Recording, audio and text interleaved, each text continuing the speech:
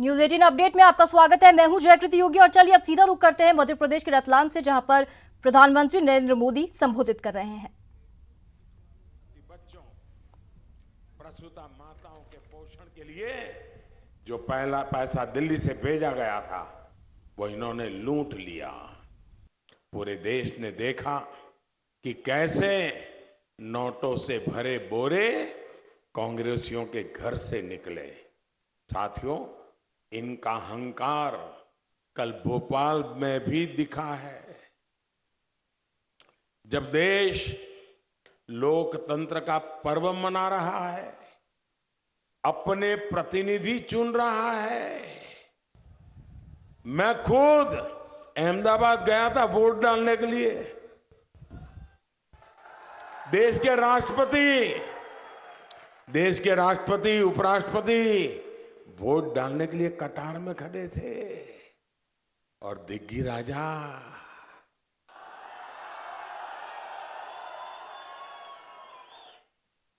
उनको न लोकतंत्र की चिंता थी, न नागरिकों के कर्तव्य की चिंता थी, न मतदाता की जिम्मेवारी की चिंता थी। उनको तो कैसे भी करके अरे दौड़ो, मत डालो, मत वोट डालो, मुझे बचाओ, मुझे बचाओ, मुझे बचाओ। ये नर्मदा परिक्रमा भी मुझे बचा नहीं पाई, अब भोपाल वालों बचा लो वरना मेरी तो नौकरी चली जाएगी। रो रहे थे कल। और इसलिए वोट डालने की जरूरत भी नहीं मानी। लोकतंत्र में पसंद हो नापसंद हो सकती है। आपकी यहां के मुख्यमंत्री से खींचातान हो सकती है।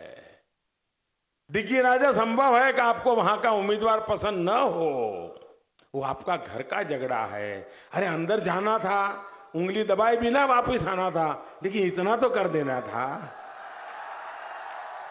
आपका उनसे झगड़ा है, आपकी अंदरूनी लड़ाई है, इस प्रकार से खुली कर दी आपने। आप वोट का बहिष्कार कर दिया उनका। ऐसा क्या झगड़ा है आपका? अरे दिग्गी राजा।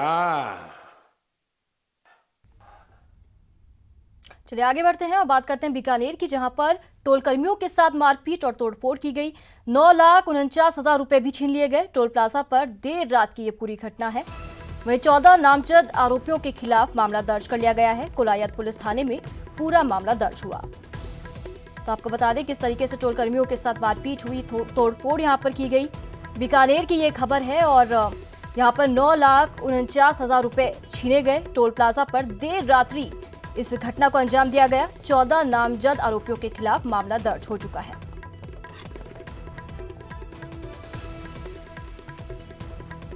तस्वीरें देख सकते हैं आप किस तरीके से कोलायत पुलिस थाने में इस मामले की रिपोर्ट दर्ज करा दी जा चुकी है। 14 नामजद आरोपियों के खिलाफ मामला दर्ज हो चुका है।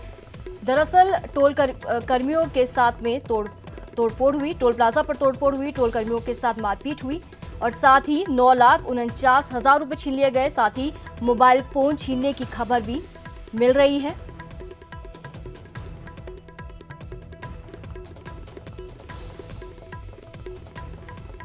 इस खबर पर ज्यादा जानकारी के लिए हम सीधा रुख करते हैं बीकानेर से हमारे संवाददाता सतवीर का। सतवीर, आपसे जानना चाहेंगे फिलहाल अब तक क्या कुछ कार्रवाई की गई है इस पूरे घटनाक्रम के बाद? जी, मैं पहले आपको बता दूं कि नोखरा जो टोल नाका है वहां पर ये पूरा मामला सामने आया है। यहाँ पर कोई पुराना जो विवाद है वो यहाँ पर चल रहा था, ठेकेदार को लेकर आपसी जो विवाद है वो यहाँ पर चला, जिसके बाद में ये जो पूरी घटना को यहाँ पर अंजाम दिया गया है। अचानक लोग टोल नाके में घुसते हैं और उसके बाद में जमकर यहाँ पर तोड़फोड़ है और मारपीट यहाँ पर करते हैं। टोल कर्मियों से भी मारपीट यहाँ पर करते हैं और उसके बाद में जब वो विरोध यहाँ पर करते हैं तो उनके साथ में जबरन यहाँ पर पिटाई भी की जाती है।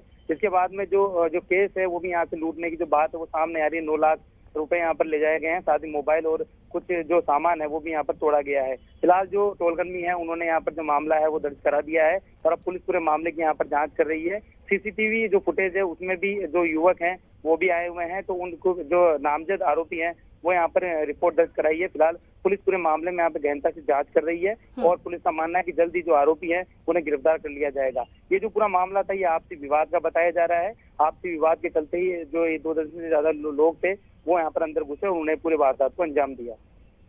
बिल्कुल सतवीर, क्या माना जाए कब तक पुलिस पकड़ में आ जाएंगे ये जितने भी 14 नामजद आरोपी हैं? क्या लगता है कब तक पूरा होगा जांच?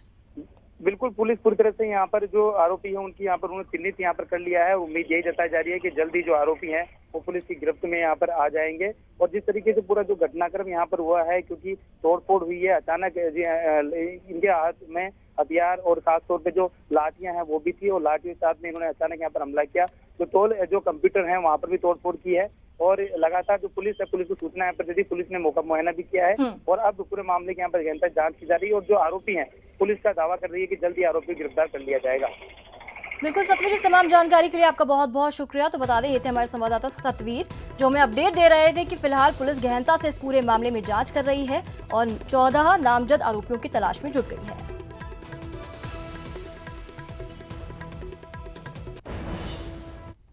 और अगली बड़ी खबर आपको बताते हैं, कांग्रेस सरकार स्कूल पाठ्यक्रम में बदलाव करने वाली है। कांग्रेस सरकार ने बीजेपी सरकार का फैसला बदल दिया है।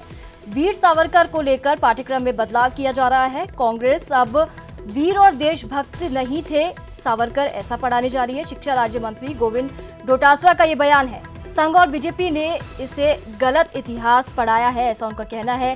तथ्यों पर आधारित सिलेबस पढ़ाया जाएगा अब से स्कूलों में।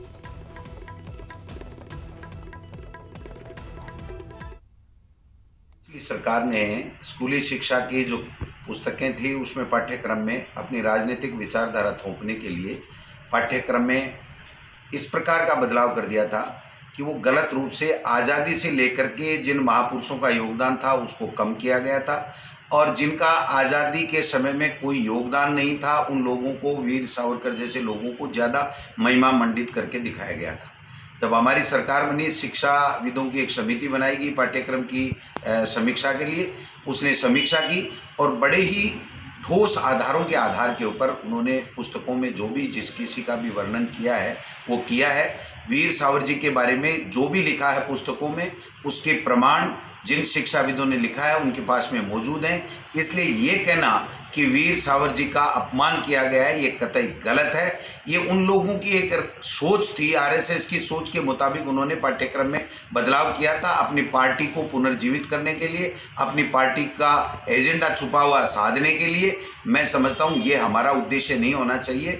शिक्षा में बच्चों को जो पढ़ाया जाए वो सही इतिहास के अनुसार ही होना चाहिए, वही पढ़ाया जाए। इसलिए वीर सावरकर जी के बारे में जो कुछ भी हमारे शिक्षाविदों ने लिखा है उनके पास में उस बात के पर्याप्त साक्ष्य और दस्तावेज मौजूद हैं। उन्होंने सोच समझ कर। बिल्कुल इसी खबर पर हमारे साथ फोन लाइन पर जुड़ गए हैं बाबूलाल धायल, उनसे बात करते हैं। बिल्कुल यहाँ पर एक बड़ा कदम सरकार की तरफ से उठाया गया है, क्या कुछ निकलकर इसके बाद सामने आ रहा है? जी बिल्कुल, बीजेपी के राज में जो सावरकर महान क्रांतिकारी थे, कांग्रेस की सत्ता आती वो एक तरह से गद्दार बन गए हैं। और हालांकि पाठ्यक्रम में जो उनका स्वतंत्रता संग्राम में जो योगदान है उसका तो जिक्र किया गया है, मगर उनको ये कहा गया है कि यात्राओं से परेशान होकर उन्होंने दया याचिकाएं पेश की, अंग्रेजों के सामने उन्होंने भीख मांगी और जिस तरह का उनका किरदार बताया जाता है बीजेपी के द्वारा ऐसे वो थे नहीं। तो जिस तरह से बीजेपी हिंदुत्व का जब नाम लेती है, उनका महिमा मंडन करती है वीर सावरकर का, और आरएसएस की शाखाओं में जब उन्हें याद किया जाता है तो एक तस्वीर ये बनाई जाती है कि वो महान योद्धा थे, क्रांतिकारी थे और देश को आजाद कराने में उनकी बड़ी भूमिका थी। लेकिन कांग्रेस सवाल उठाती रही और जैसे सरकार बदली, सरकार ने कमेटियां बनाई और उन कमेटी की जो रिपोर्ट है उसके आते ही पाठ्यक्रम में 10वीं की जो सामाजिक विज्ञान किताब है उसमें वीर सावरकर को लेकर के जो नया पाठ शामिल किया गया है उसमें साफ साफ लिखा गया है कि उन्होंने दया मांगी, इसलिए उन्हें महान क्रांतिकारी कहना मुनासिब नहीं होगा। अंग्रेजों से उन्होंने भीख मांगी कि मुझे बाहर निकाला जाए यातनाओं से।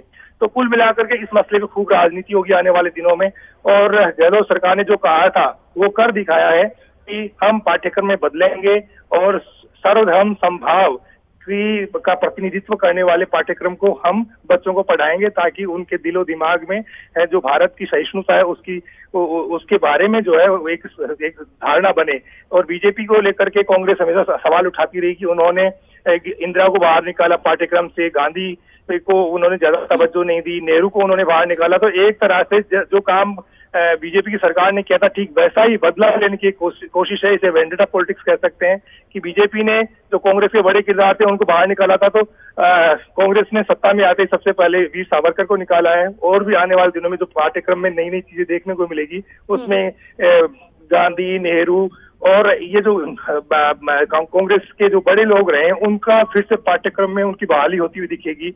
और कांग्रेसी नेता यही कह रहे हैं कि कोई बड़ा योगदान नहीं होते हुए भी जिन लोगों को पाठ्यक्रम का हिस्सा बनाया गया उन्हें सरकार नहीं बख्शेगी, उन्हें पाठ्यक्रम में नहीं रहने देगी। तो पहली जो जी बिल्कुल, इस फैसले के बाद में भाजपा की तरफ से किसी प्रकार की प्रतिक्रिया आती दिखी?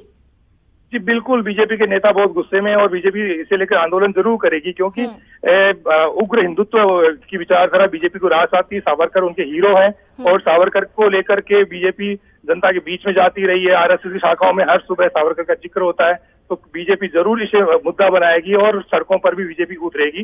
बीजेपी ये कभी भी बर्दाश्त नहीं करेगी कि वीर सावरकर पाठ्यक्रम का हिस्सा ना रहे, पाठ्यक्रम से उन्हें बाहर कर दिया जाए। बिल्कुल बाबूलाल, इस तमाम जानकारी के लिए आपका बहुत बहुत शुक्रिया। तो अब अगली खबर, आपको बड़ी खबर अलवर से बताते हैं, जहां पर अलवर कांड को लेकर बीजेपी का हल्ला बोल लगातार जारी है।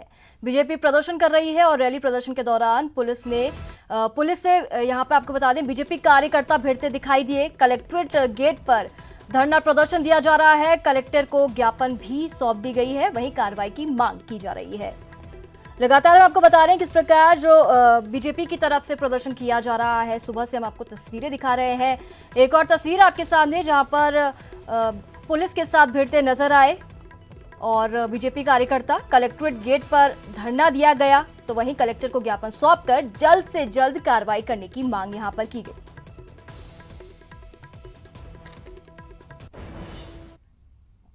आगे बढ़ते हैं। लोकसभा चुनाव 2019 के छठे चरण के मतदान खत्म होने के साथ ही 7वें चरण के द्वार को जीतने की जंग तेज हो गई है। इसी के मद्देनजर बसपा सुप्रीमो मायावती ने प्रधानमंत्री नरेंद्र मोदी पर एक बार फिर कड़ा प्रहार किया है। मायावती ने कहा कि पीएम मोदी वोट के लिए गरीबों का नाटक करते हैं, गरीब बन जाते हैं। उन्होंने कहा कि मोदी जन्मजात अति पिछड़े नहीं हैं, बल्कि कागजी अति पिछड़े हैं। मायावती ने कांग्रेस को भी अलवर रेप में उचित कार्रवाई न होने पर राजस्थान में समर्थन वापसी की चेतावनी दी।